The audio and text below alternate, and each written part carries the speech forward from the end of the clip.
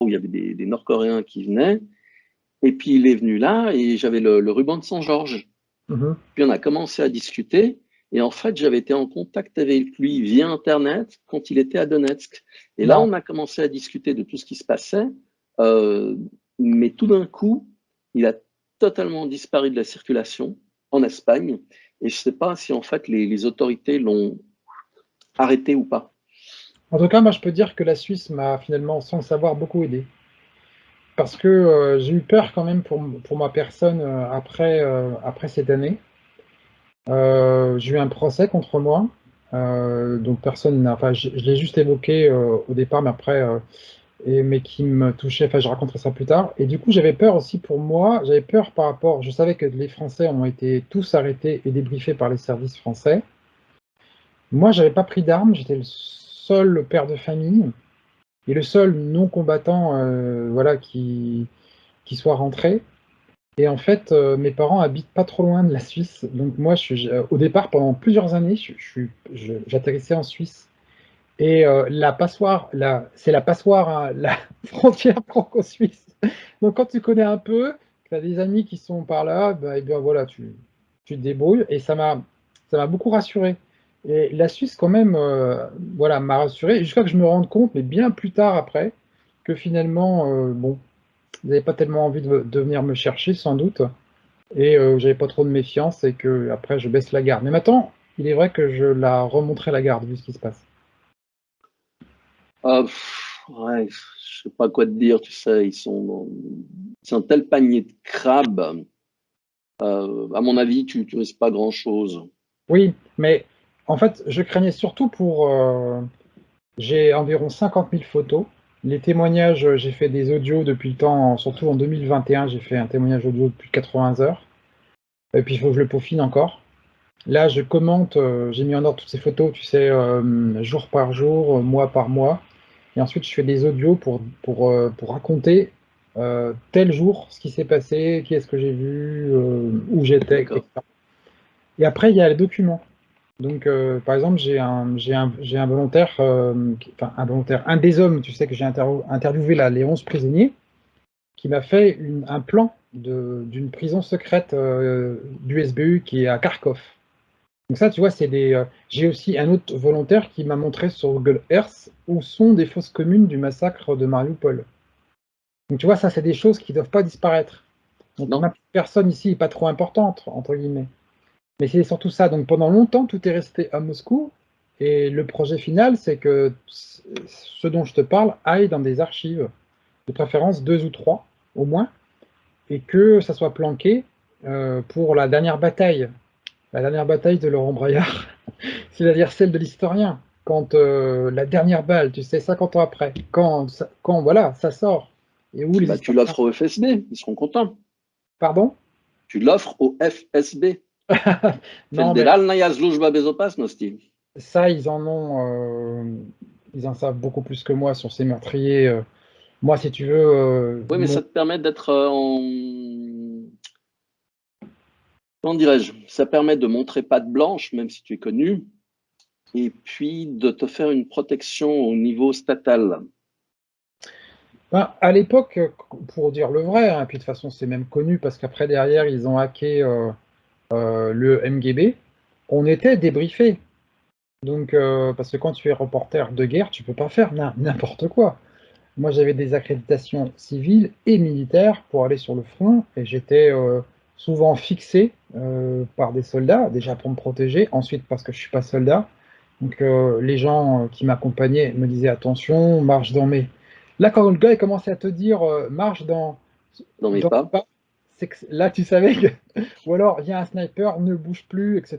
Bon, Là, tu baisses la caméra, tu n'as pas le droit de filmer parce que on ne se rend pas compte en fait que ce boulot-là, moi je peux le dire, en face quand tu les vois casqués, presse et compagnie, bon voilà. Moi j'ai passé 1 an, mais ces gens-là ils passent 3 jours sur le front et ils font des selfies. Bon, c'est pas le cas de Christelle, hein, tu la vois aussi casquée, hein. Mais elle, ça fait 6 ans qu'elle y est, c'est pas la même chose. Et eh bien, si tu veux, c'est un métier qui est dangereux, mais où tu peux pas. D'ailleurs, j'ai un peu perdu le fil. J'étais parti dans quoi déjà?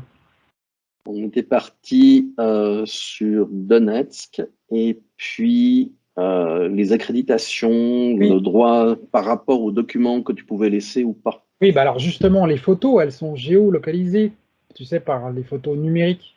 Donc Mhm. tu peux pas publier ces photos parce que après tu donnes de l'information aux gens d'en face.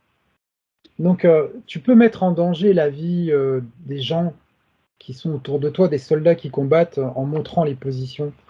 Et du coup, là, je les publie, mes photos, sur un Instagram. Ah, il y en a 50 000, t'imagines un peu le truc. Alors, il y a du déchet, il y a... Bon, voilà. Je les ai jamais regardés après. Donc, pour moi, c'est une redécouverte. C'est comme si je revis chaque journée, des fois avec difficulté. Et ce qui est intéressant, c'est de se dire que, voilà, ça, c'est vraiment le vrai travail de témoignage. Et j'ai tourné ma caméra vers les gens. Et souvent, ce que je reproche, c'est de voir, quand tu vois les gars, les têtes des gars, mais moi, il y a peut-être 20 photos de moi dans le Donbass, sur les 50 000. Donc, ça fait la différence aussi avec nos journalistes. Et surtout, tu sais, j'ai laissé tomber le gilet pare-balles. Ça peut te paraître étonnant, mais déjà, les mecs d'en face, un presse, ils nous tiraient dessus, de manière prioritaire. Parce qu'ils savaient que les journalistes qui étaient là, c'était des Russes ou des activistes pro-russes. Parce qu'évidemment, on avait quand même bien fait le boulot, et excuse-moi du mot, je vais le dire parce que j'ai envie, mais les salopards d'en face étaient évidemment tricards, ils étaient ostracisés, parce que comment tu veux faire avec des gars pareils? Ce qu'ils voulaient faire, c'était venir dans le Donbass et raconter un Donbass imaginaire. Les séparatistes, les méchants séparatistes, ils tirent, les méchants séparatistes, ben, voilà, tu vois, voilà. Donc, dans un pays en guerre, tu ne fais pas venir des journalistes d'une nation ennemie. Est-ce qu'on a vu des journalistes, même suisses par exemple, faire un reportage dans l'armée soviétique, revenir en Suisse et faire un reportage anti-soviétique, ou même l'inverse si tu veux? Ça, c'est inadmissible. Inadmissible. Et du coup, aussi, en Europe, ce qu'ils oublient, c'est que la guerre, mais c'est la guerre. C'est-à-dire, tout ce qui se passe dans une guerre est anormal. La morale est aussi tombée en partie. Des gens meurent. Et nous, en France, si tu veux, les gens, ils meurent que dans des séries de Netflix ou dans un jeu vidéo. Mais ça, ils ont oublié. Et ça, c'est vraiment terrible parce que ces gens-là, les Russes, là, dont je te parlais, eux, bah, ils en mouraient de ça. Et, quand Les t'es- gens ne le comprennent pas, hein. et donc, en fait, du coup, tu ne pouvais pas tout filmer. Et surtout pas les têtes. Et ce qui est terrible, là, d'ailleurs, dans mes photos, tu vois rarement des têtes. Pourquoi? Parce que je leur demandais, je peux te filmer? Non. Pourquoi? Ma famille est de l'autre côté. Et là, ça voulait dire qu'en fait, ils pouvaient s'emparer de ces gens, les tuer, ou tu vois. Ouais, avoir un moyen de pression. Ouais. Parce que la plupart de ces gens du Donbass, ils avaient forcément de la famille de l'autre côté, ou dans le Donbass occupé. Donc, après, il est vrai qu'il y avait des soldats russes, qu'on appelle les fantômes. Mais ça, c'est un secret pour personne. Il y avait les Américains en face, il y avait quelques Russes de l'autre côté. Mais pas des divisions entières, pas des régiments entiers. Ah On bon, appelle ça des conseillers techniques en bon français. voilà. Donc, évidemment, ceux-là, j'avais pas le droit de les filmer. Mais sur les pertes aussi, on m'a dit, bon, bah là, aujourd'hui, il y en a qu'un qui est tombé, hein, alors qu'ils étaient 3. Mais je trouve ça normal, parce que comme tu sais, Ah, c'est l'ennemi, la désinformation. voilà. L'ennemi cherche à savoir par tous les moyens quelle est ta situation. Et du coup, les gens voient finalement ces reporters de guerre autrement que la réalité.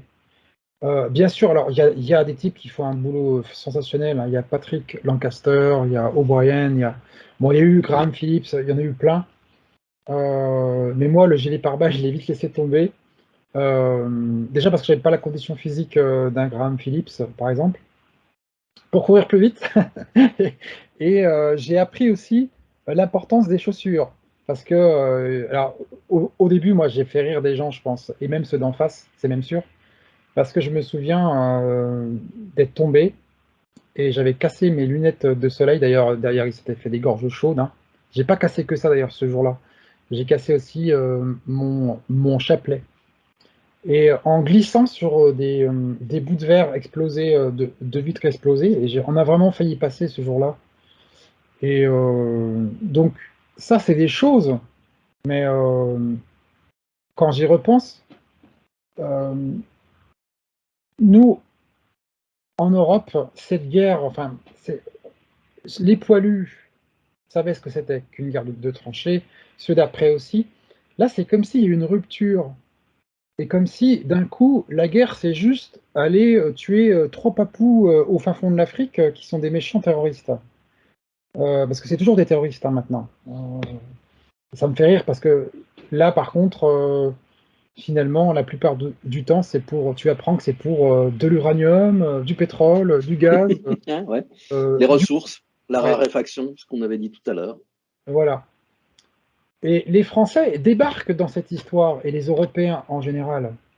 Mais ce que l'OTAN a fait à la Serbie et la Yougoslavie, et pas que là, mais c'est abominable.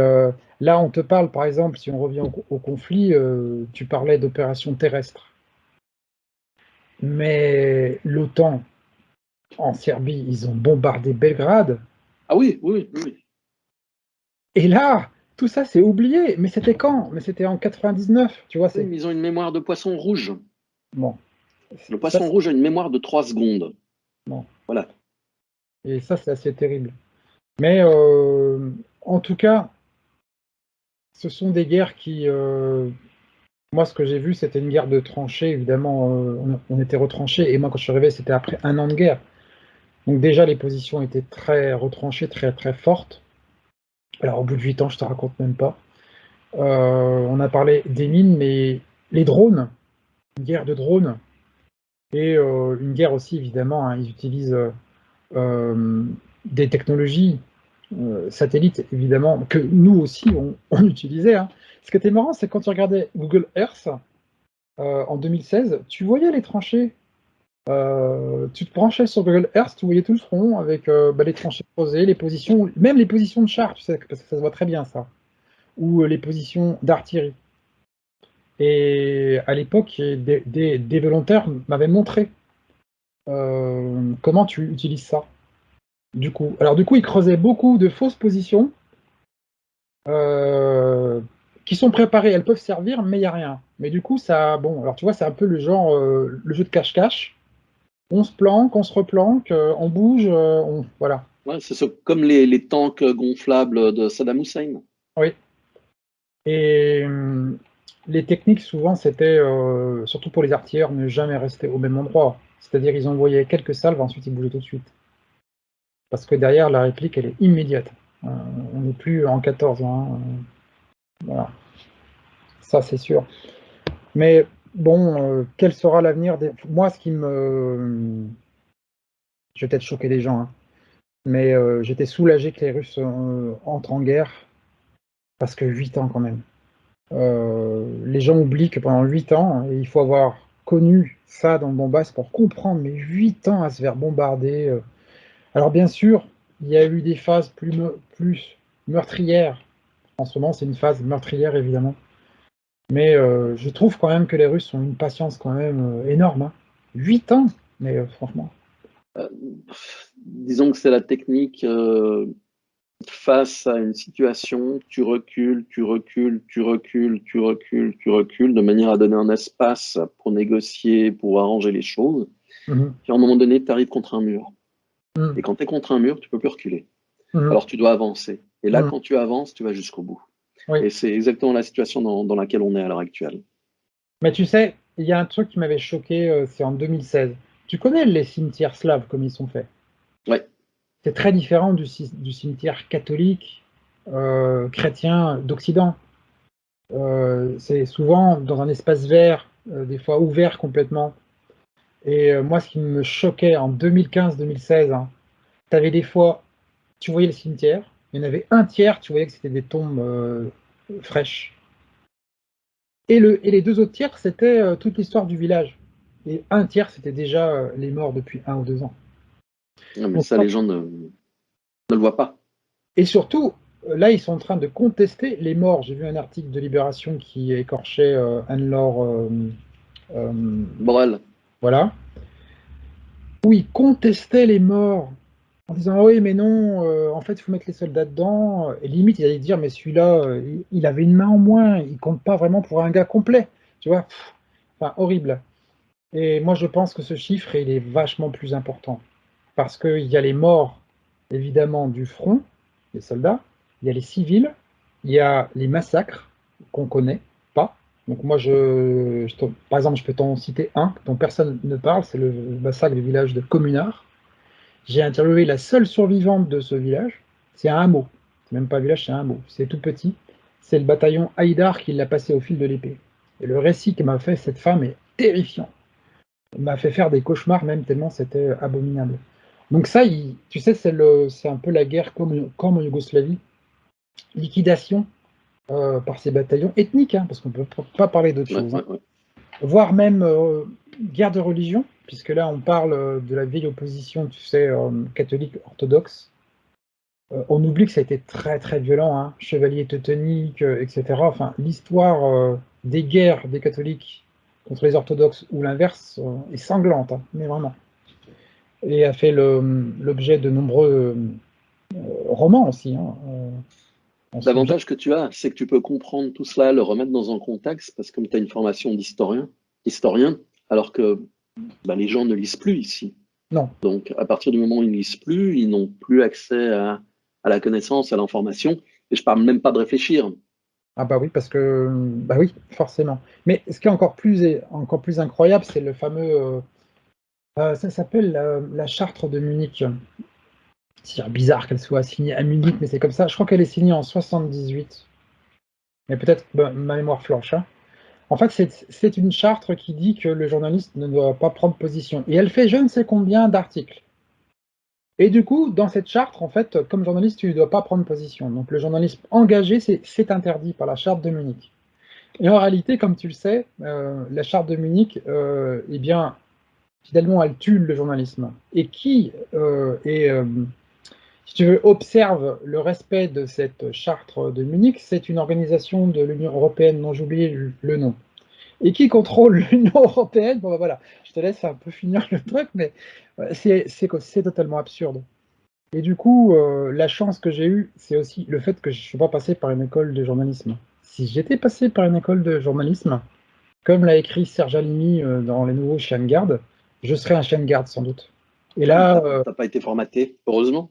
oui, c'est probablement pour le pourquoi, et aussi pourquoi Christelle, parce que Christelle n'a pas aussi une formation de journaliste, et on a remplacé, ça va en choquer plusieurs, hein, Jean Jaurès, c'est pour moi le dernier journaliste, il a été tué, parce que lui, qu'on soit de gauche ou de droite, ça n'a pas d'importance, hein. Bon, c'est un homme de gauche, mais ça aurait pu être un homme de droite. Dans son journal L'Humanité, quand même, Émile Zola écrit son J'accuse, bon, qui est quand même, voilà, hein.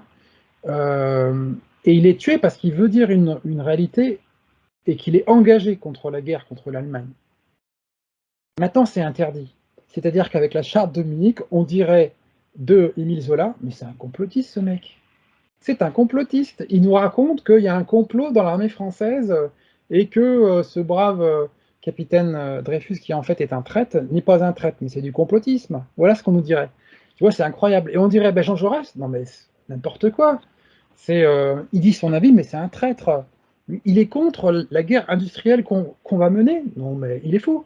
Tu vois, bon, voilà dans le monde dans lequel on est, et voilà pourquoi enfin, ce pourquoi je combattais en fait, et je combats toujours.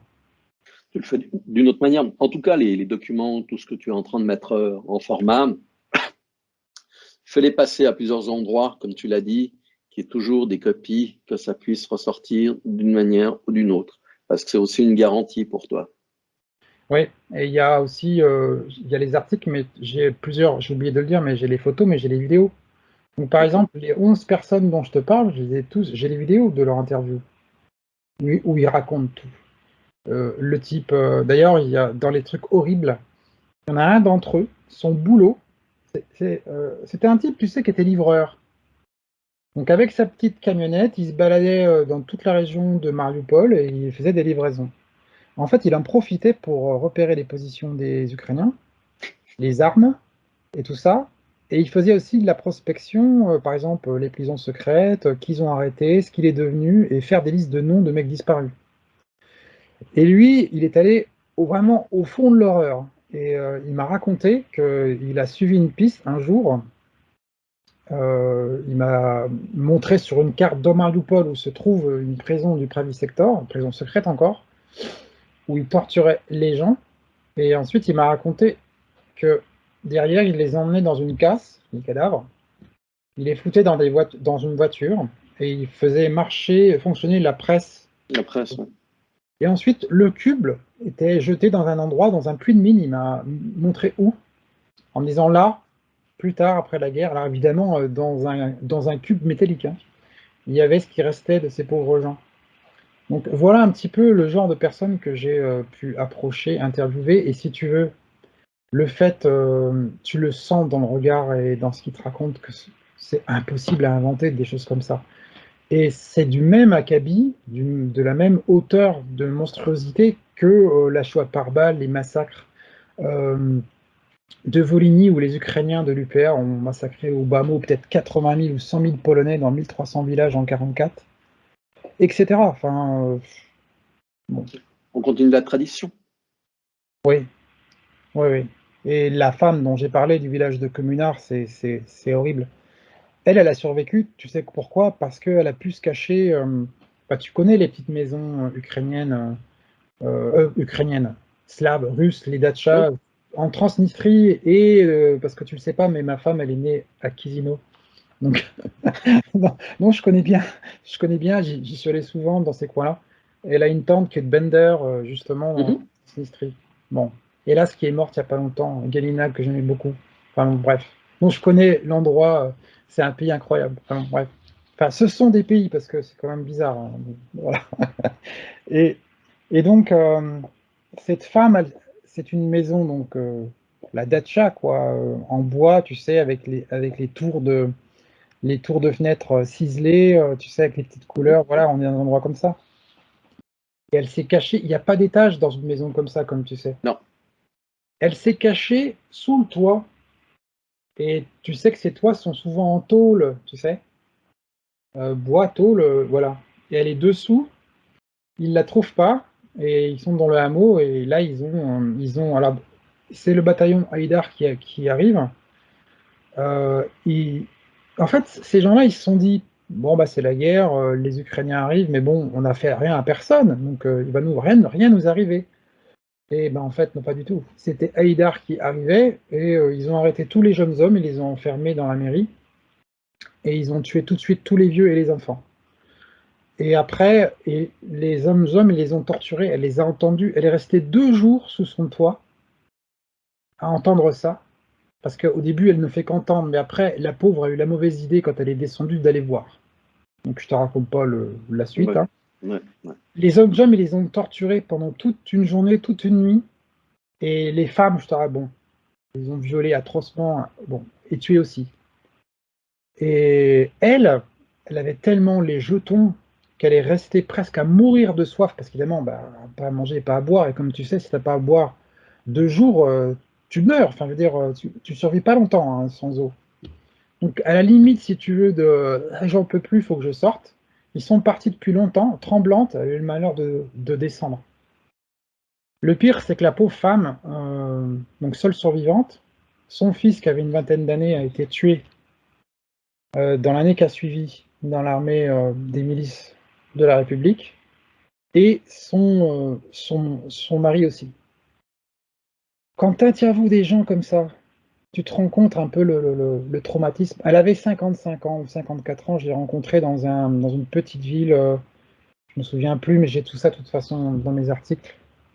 Mais son récit, c'est quelque chose d'incroyable. Enfin, tu vois ça, enfin, tu as entendu ça la dernière fois qu'on a entendu ça en Europe, c'était évidemment en Yougoslavie, et puis avant, les divisions SS comme à Oradour-sur-Glane ou dans le village italien, je me souviens plus son nom, enfin, dans les endroits où la SS Les Waffen-SS se sont livrés à des massacres, parce que c'est ce niveau-là. Et là, il y a personne, et limite, tu vois, moi, je le raconte à des gens que je connais, mais il n'y a personne qui me croit. Enfin, mes amis m'ont écouté et m'ont cru. Mais quelqu'un qui m'écoute, qui me connaît pas, il dit: «Mais c'est de la propagande russe, c'est un Bah, menteur». de toute façon, à l'heure actuelle, c'est tellement choquant pour l'homme occidental est devenu tellement fragile psychologiquement parlant, et je parle même pas des femmes, là je parle des hommes, qu'ils ne peuvent pas accepter ce genre d'informations, ça leur fait trop peur. Donc, vu que soit ça n'existe pas, soit c'est de la propagande. C'est ce qui les rassure. Oui. Ils peuvent pas faire autrement. Alors du coup, je me suis tu. C'est triste à dire, mais il y a eu un moment où, très fatigué, après le retour, je me suis assez rapidement tu. Déjà attaqué, la diffamation un peu partout, alors, Laurent l'escroc, Laurent le pédophile, Laurent, l'agent de Poutine, enfin, à un moment donné, tu portes sur les épaules. C'est pour ça que, les gens se rendent pas compte aussi qu'être libre, c'est pas tout repos, hein. C'est pas Ah tout non, repos. ah non, non, non. Surtout surtout si comme toi et moi, on parce qu'on rencontre beaucoup de gens, toi et moi, qui finalement sont en résistance. Oui, mais de parole. En acte, ça c'est autre chose. Là, tu passes des lignes qui te conduisent quand même à mener une vie qui, certes passionnante, mais il y a des moments où, des fois, Bah, j'avoue, tu payes le prix. ouais, C'est-à-dire vivre comme un mouton, bah, ça a aussi ses avantages. oui, bah, le confort, tu te poses pas de questions, on pense pour toi, on te dit quoi manger par la publicité, et cetera, on te dit quoi regarder, tout est déjà tracé, ta Et carrière. les contacts que tu as aussi, c'est-à-dire que tu prends des gens que je vais qualifier d'atypiques. Mmh, Tu es atypique, mmh, Christelle est atypique, je suis atypique. mmh, Donc, si on prend la courbe des gens, la courbe de Gauss, où mmh, tu as vraiment la grosse masse qui se trouve au centre, nous, mmh, on est dans un des extrêmes. oui, Et dans ces extrêmes, c'est très difficile de rencontrer des gens. oui, et puis, je pense qu'on t'a dit ça, à toi.